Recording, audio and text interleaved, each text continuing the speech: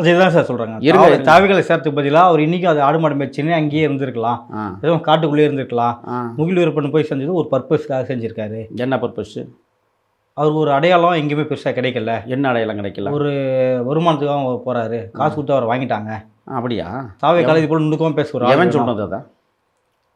ஊரில் எல்லாரும் அப்படி தான் பேசல. இல்லை எவன் சொன்னாலும் இல்லை இல்லை எல்லாரும் 19 நீங்களா அடிச்சு விடுவாங்க. எவன் சொன்னான்?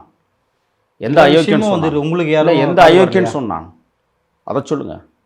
சும்மா 19 அடிக்கக்கூடாது. அந்த காசு வாங்கினேன் என்ன நாங்கள் என்னென்ன திருநிதி திரட்டுறவனாமா சொல்லுங்கள் பாப்போம். நீங்கள் சீமான சின்றீங்க எது?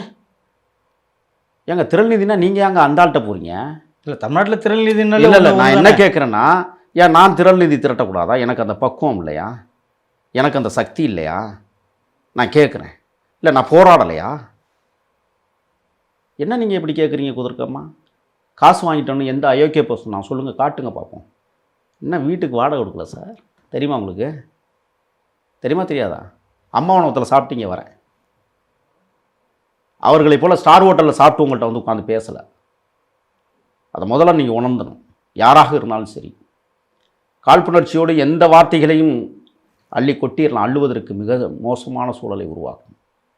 ஏழையின் வயிற்றில் பிறந்தவன் ஏழையாகவே இன்று வரை போராடி கொண்டிருக்கிற தருணத்தில் ஒரு மாபெரும் மக்கள் திரட்சி போராட்டத்தில் என்னை முதல்கள வீரனாக நான் முன்னெடுத்து செல்லுகிற ஒரு வாய்ப்பினை அந்த கட்சியும் எங்களது தலைவருமான விஜய் அவர்கள் இன்றைக்கு எனக்கு வழங்கியிருக்கிறார்னு சொன்னால், சாமானிய மக்களுக்கும் எளிய மக்களுக்கும் அங்கீகாரம் கிடைக்கும் என்கிற ஒரு மிகப்பெரிய ஆற்றலை கொண்டிருக்கிற தலைவர் விஜய்.